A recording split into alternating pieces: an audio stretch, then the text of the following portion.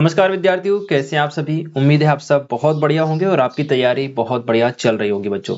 आज की इस वीडियो में हम कक्षा 9वीं हिंदी के पेपर में बात करेंगे बच्चों, जो कि आपका 5 तारीख को होने वाला है। आज हम आपको वर्ष 2023-24 में जो आपका पेपर हुआ था हिंदी का, उसका कंप्लीट सॉल्यूशन करवाएंगे। इससे आपको ये आइडिया लगेगा कि भाई 2025 में जो आपका पेपर होगा उसका लेवल क्या होगा और किस प्रकार के क्वेश्चन पेपर में आते हैं। ये भी पॉसिबल है कि भाई यहाँ से भी काफी सारे क्वेश्चन रिपीट हो सकते हैं पेपर में, बट हमारा मकसद ये है कि आपको पेपर का आइडिया देना कि पेपर किस प्रकार का आता है, किस प्रकार के क्वेश्चन पूछे जाते हैं। साथ ही साथ आज के इस पेपर का हम आपको कंप्लीट सॉल्यूशन करेंगे, वो भी विस्तृत रूप में। ऐसा नहीं कि सिर्फ मैं टिक नहीं करवाऊंगा, आपको उनका डिटेल भी बताऊंगा, ताकि अगर क्वेश्चन दूसरी जगह से आ जाए तो आप वो भी सही करके आए। ठीक है, तो वीडियो को पूरा देखिएगा, तभी आपको इसका बेनिफिट मिलेगा बच्चों। ठीक है, शुरुआत करते हैं फर्स्ट क्वेश्चन के साथ। एक बार आप पूरा पेपर देख लीजिएगा, फिर मैं आपको सारे क्वेश्चंस का यहाँ पे सॉल्यूशन करवाने वाला हूँ बच्चों। ठीक है, ये आपका पूरा पेपर रहा जो कि 2024 में पूछा गया था। ठीक इसी प्रकार से आपका 2025 में भी पेपर आएगा, क्वेश्चन बस यहाँ से चेंज हो जाएंगे, लेकिन हम इतना डिटेल सॉल्यूशन इसका करने वाले हैं कि अगर क्वेश्चन दूसरा भी आएगा ना तो वहां से भी आप उसको कवर कर सकते हो। ठीक है, सबसे पहले आपसे पूछे जाएंगे सही विकल्प। फर्स्ट क्वेश्चन आपसे पूछ रहा है कबीरदास की भाषा क्या है। इसका सही उत्तर हो जाएगा बेटा शादुक्कड़ी। ठीक है, चलिए इसका थोड़ा सा डिटेल में हम सॉल्यूशन देख लेते हैं। कबीरदास की जो भाषा है वो सादुक्कड़ी है, बट इनकी भाषा की कुछ खास बातें भी हैं जो कि आपको समझनी जरूरी है। कबीरदास की भाषा सीधी और सरल थी। तो यहाँ से क्या होता है, अगर मान लो कबीरदास का जीवन परिचय आपसे लिखने को आ गया तो उसमें आप यहाँ से हेल्प ले सकते हैं कि भाई उनकी जो भाषा शैली थी वो कैसी थी। ठीक है, दूसरा, रमैनी और शबद इनकी दो प्रमुख रचनाएं हैं और इनमें इन्होंने ब्रज भाषा का सबसे ज्यादा प्रयोग किया हुआ है। ध्यान रखिए बच्चों, कबीरदास की दो रचनाएं अगर आपसे लिखने को पूछे तो आप क्या लिखेंगे, रमैनी और शबद, और इनमें ब्रज भाषा का प्रयोग ज्यादा किया गया है। ठीक है, कबीरदास की जो साखियां हैं उनमें राजस्थानी और पंजाबी मिली खड़ी बोली का इस्तेमाल किया गया है। तो ये जीवन परिचय के लिए भी इंपॉर्टेंट चीजें हैं। बाकी अगर यहाँ से क्वेश्चन बनता है तो वो भी आप इसको कंप्लीट कर सकते हैं बच्चों। ठीक है, चलिए अगला प्रश्न देख लेते हैं। हिंदी साहित्य का स्वर्ण युग माना गया है। हिंदी साहित्य का स्वर्ण युग भक्ति काल को माना गया है, आप सभी जानते हैं, इसमें कोई ज्यादा समझने वाली बात नहीं है।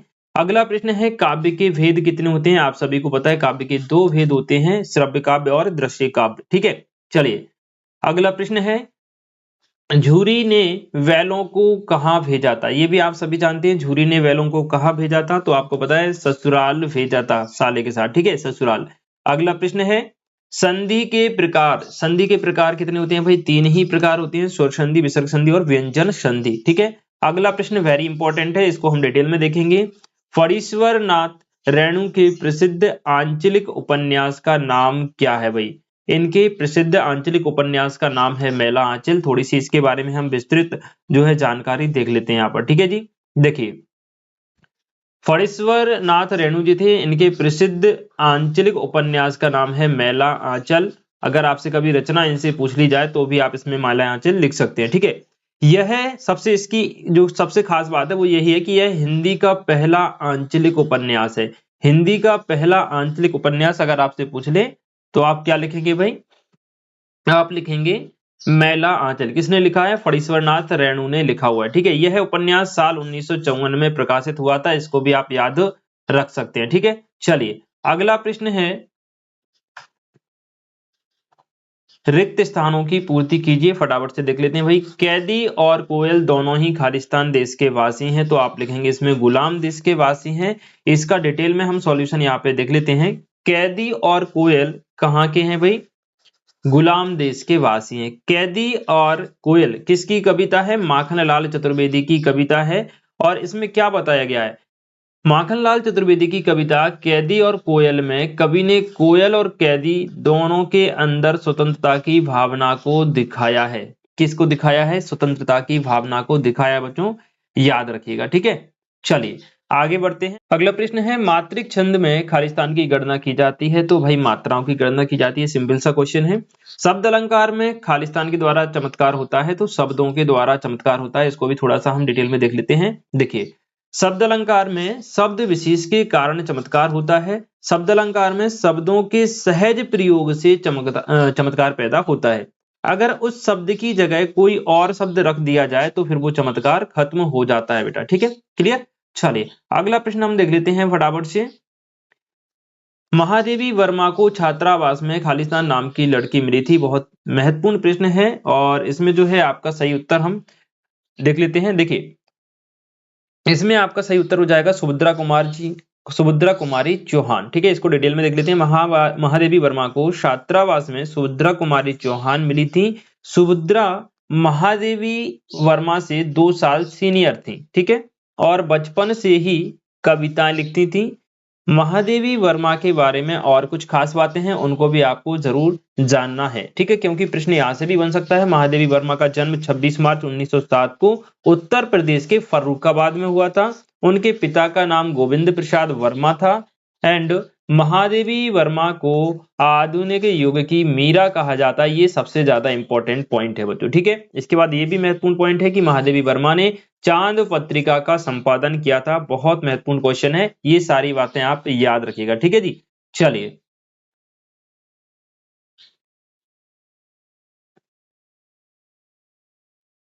हाँ जी, यहाँ पे थोड़ा सा मिस्टेक तो नहीं है, बट क्या है कि यहाँ पे जो ऑप्शन है इसमें जो है सुभद्रा कुमारी चौहान का नाम नहीं है, तो इसमें आई थिंक जैबुन इस्सा इसका सही उत्तर होगा खालिस्तान के हिसाब से। बाकी जो मैंने चीजें बताई हैं उनको आप ध्यान रखेंगे। ठीक है, चलिए अगला प्रश्न।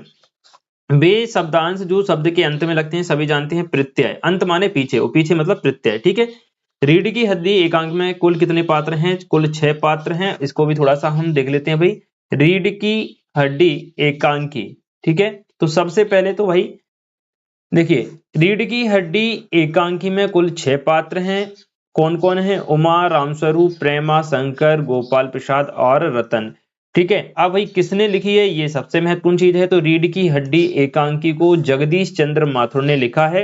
यह एकांकी लड़की के विवाह को लेकर एक सामाजिक समस्या पर आधारित है। इस एकांकी में उमा के पिता और शैक्षणिक योग्यता को छिपाकर, उसकी शैक्षणिक योग्यता को छुपाकर क्या करते हैं? उसका विवाह कराना चाहते हैं। तो इस सामाजिक कुरीति पर प्रकाश डाला गया है इस जो है एकांकी के माध्यम से। ठीक है, चलिए अगला प्रश्न है सत्य और असत्य। तो देख लें भाई, सुमित्रा नंदन पंत प्रकृति के सुकुमार कवि हैं। बिल्कुल सही बात है, क्योंकि भाई इनको जो है प्रकृति से काफी ज्यादा लगाव था। ठीक है, ये प्रकृति को अपनी मां मानते थे, ये बात भी आप याद रखिएगा। ठीक है, लॉरेंस को कवितर से प्रेम था।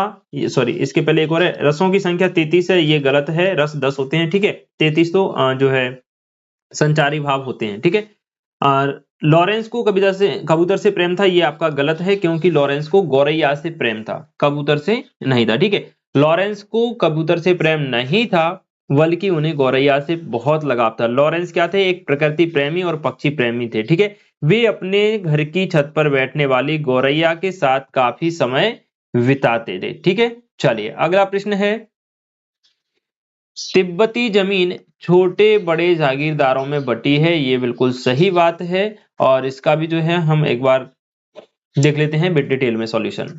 तिब्बत की जमीन छोटे बड़े जागीरदारों में बटी हुई थी। इन जागीरदारों का ज्यादातर हिस्सा मठों के हाथ में था। किसके हाथ में? मठों के हाथ में। जागीरदार अपनी अपनी जागीर में खेती कराते थे, और खेती करने के लिए उन्हें बेगार मजदूर मिल जाते थे। इस बात को आप ध्यान रखिएगा, यहां से प्रश्न बन सकता है। ठीक है, अगला प्रश्न है, दंड का विलोम सजा है। ये आपका गलत हो जाएगा, क्योंकि दंड और सजा एक ही बात है, ये पर्यायवाची है, विलोम नहीं है, तो ये गलत हो जाएगा। नानी के मन में देश की आजादी के प्रति जुनून था। बिल्कुल सही बात है, और इसको भी थोड़ा सा डिटेल में देख लीजिएगा। नानी कौन थी? लेखिका मृदुला गर्ग की नानी थी। ठीक है, मन में इनके देश के प्रति जुनून था बच्चों। ठीक है, लेखिका मृदुला गर्ग की जो नानी थी, उनके मन में देश के प्रति बहुत जुनून था। हालांकि वे प्रत्यक्ष रूप से आजादी की लड़ाई में भाग नहीं ले पाई, बट उन्होंने अपने जीवन के अंतिम दिनों में आजादी के प्रति जुनून का प्रदर्शन किया था बच्चों। ठीक है, चलिए अगला प्रश्न है, सही जोड़ियां। तो इनको हम डायरेक्टली यहां पर मिला लेते हैं। देखिए, वाक, वाक क्या है? एक जीवन शैली का नाम है वाक। किसकी जीवन शैली भाई? ललद। ये जो आप नंबर का ऑप्शन देख रहे हैं, ये फर्स्ट नंबर की जोड़ी है। ये ललद कौन है? कश्मीरी कवियत्री हैं, जिनकी भाषा शैली सॉरी जीवन शैली गलत बोल दिया मैंने, भाषा शैली को वाक कहा जाता है। ठीक है, उपमा के अंग कितने होते हैं? 4 होते हैं, तो इसकी जोड़ी मिल जाएगी 4 से।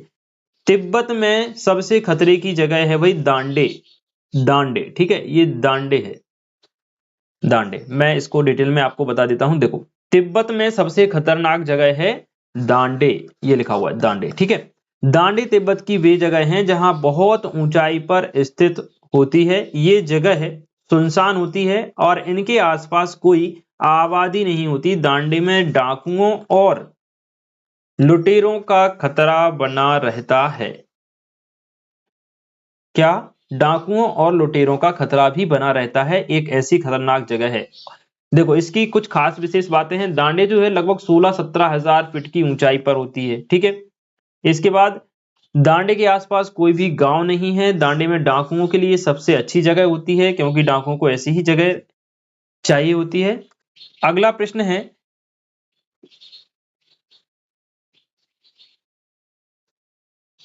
भी ही भर, भी ही भर, इन शब्दों को निपात बोला जाता है। क्या बोला जाता है? निपात। निपात माने भी ही भर, जिन पर जो जोर दिया जाता है थोड़ा सा, ठीक है। इंद्र का पर्यायवाची क्या होता है? सुरपति हो जाता है। एंड रीड की हद्दी एकांकी है, और जो कि किसने लिखी है? जगदीश चंद्र माथुर ने लिखी हुई है बच्चों, ठीक है। ये आपकी सही जोड़ियां यहाँ पर कंप्लीट हो गई। अब अंतिम प्रश्न है, एक वाक्य एक शब्द में उत्तर आपको लिखना है। यहाँ पर मान सरोवर से कवि का क्या आशय है? तो मान सरोवर से कवि का क्या आशय है, देख लीजिएगा। मान सरोवर से कवि का आशय है मन रूपी पवित्र सरोवर, जिसमें स्वच्छ विचारों का क्या भरा हो? जल भरा हो, ठीक है बच्चों।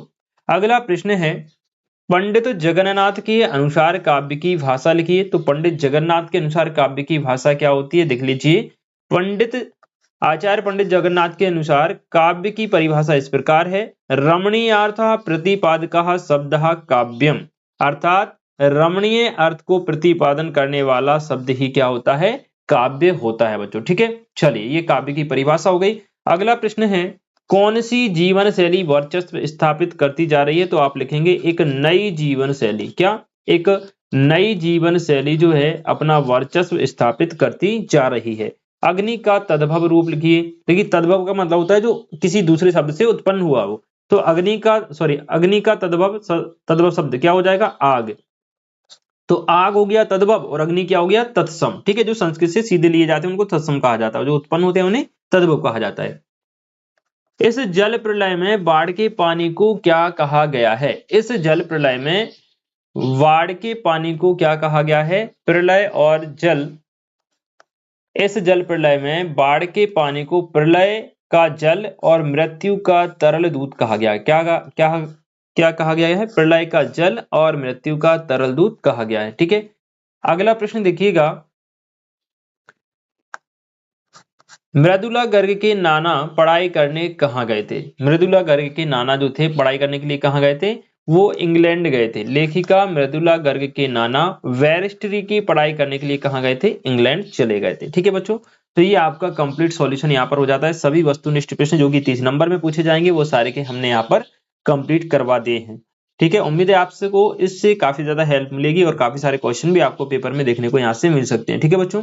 बाकी जो रहे 2-2 नंबर वाले क्वेश्चन, तो इनको भी आप अच्छे से तैयार कर लीजिएगा। ये भी महत्वपूर्ण प्रश्न है और इसमें जो गद्यांश पद्यांश और अनुच्छेद दिए गए हैं वो भी आप अच्छे से तैयार कर लीजिएगा, ठीक है। अगर आपको इस पेपर का पीडीएफ चाहिए तो आप हमारे टेलीग्राम ग्रुप को ज्वाइन कीजिए। डिस्क्रिप्शन में लिंक मिलेगा, वहां से आप इसको डाउनलोड कर सकते हैं। टेलीग्राम ग्रुप पे हम इसका पीडीएफ आपको दे देंगे, ठीक है। चलिए आज शाम को इसके ऊपर एक लाइव क्लास होगी हिंदी के पेपर के लिए शाम को 7:30 बजे। तो आप सभी बच्चे शाम को 7:30 बजे लाइव में तैयार जरूर रहें, क्योंकि उसमें हम वो सारे क्वेश्चन करवाएंगे जो कि कल के पेपर में आपसे पूछे जाएंगे बच्चों, ठीक है। चलिए मिलते हैं शाम को 7:30 बजे लाइव क्लास में। तब तक के लिए खुश रहें, मस्त रहें, बाकी पढ़ते रहें। जय हिंद।